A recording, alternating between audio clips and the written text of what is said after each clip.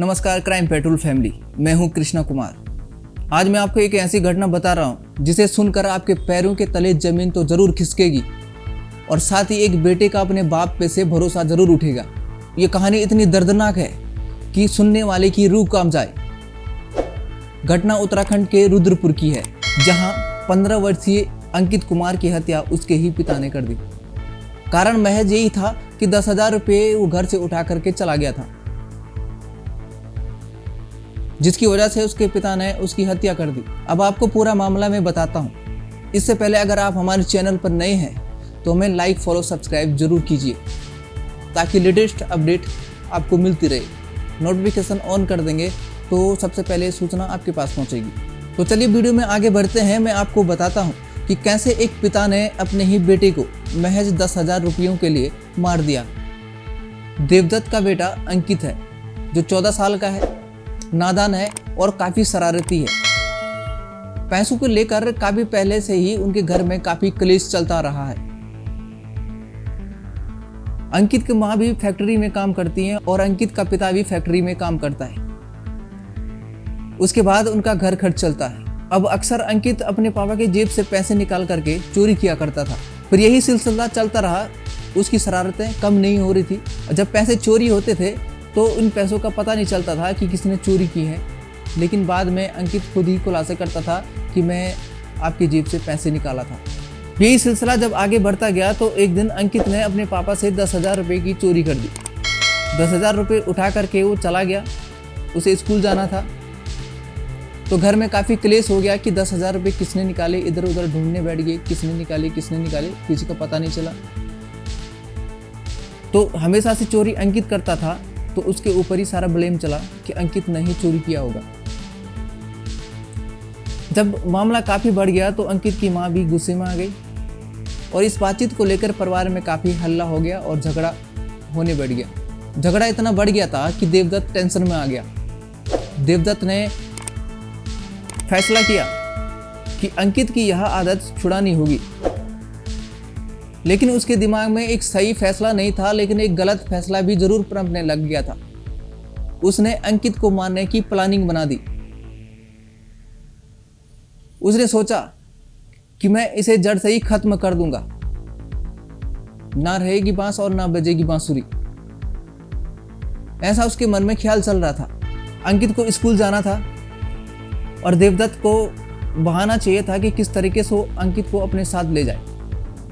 तो देवदत्त ने बहाना किया कि मैं अंकित को स्कूल छोड़ के आता हूँ और फिर बात करते हैं। जैसे ही देवदत्त ने साइकिल में अंकित को बिठाया, वो स्पीड से एक सुनसान और वीरान जगह पे पहुंच गए, जहां उसने अंकित को बोला कि बेटा तुम लकड़ियां इकट्ठा करो, मैं भी कर रहा हूँ, फिर घर चलेंगे और उसके बाद स्कूल चलेंगे।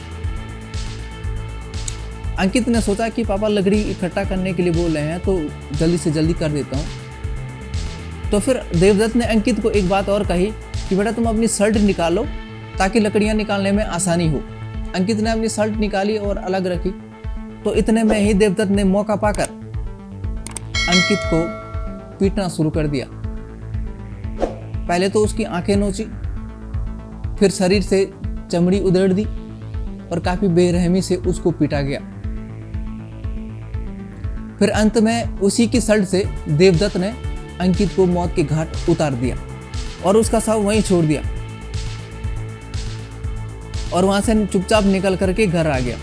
घर में कहा कि मैंने तो उसे स्कूल छोड़ दिया है और अपने काम में लग गया।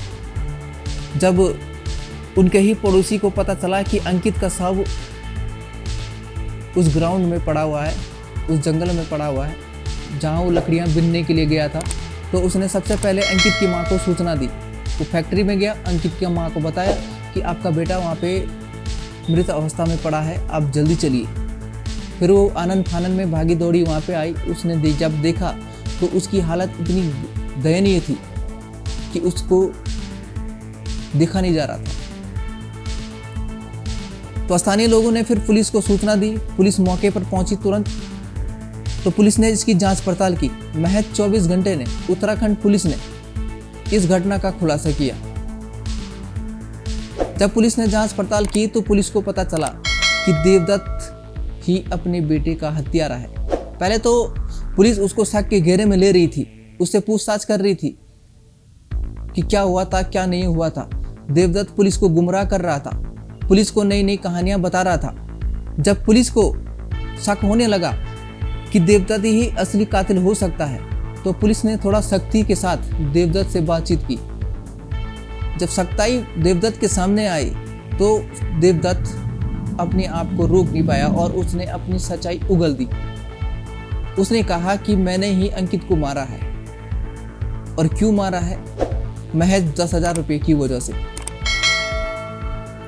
हमेशा घर से पैसे चोरी करके भाग जाता है, इस बार इसने 10,000 चोरी किया था और मेरे को गुस्सा आया। मैंने प्लानिंग बनाया, तमाम वो घटना बताई जो उसने उसको अंजाम दिया था। फिर वहीं की एसएसपी क्राइम निहारिका जी ने प्रेस कॉन्फ्रेंस करके ये घटना की पूरी जानकारी मीडिया को दी। वो वीडियो आप भी देख लीजिए। देखिए, कल 15 अप्रैल को हमें करीब 1 बजे सूचना प्राप्त हुई थी कि एक नाबालिग बच्चे का शव सिडकू क्षेत्र में मिला है। हमारे द्वारा उसमें त्वरित कार्रवाई करते हुए उसकी शिनाख्त की गई थी अंकित गंगवार के रूप में, थाना ट्रांजिट कैंप का निवासी है, जिसकी उम्र 15 वर्ष है। इसमें मृतक की माता के द्वारा इसमें तहरीर दी गई, जिसमें अभियोग पंजीकृत किया गया और इसमें हमारे द्वारा तत्काल टीमों का गठन किया गया।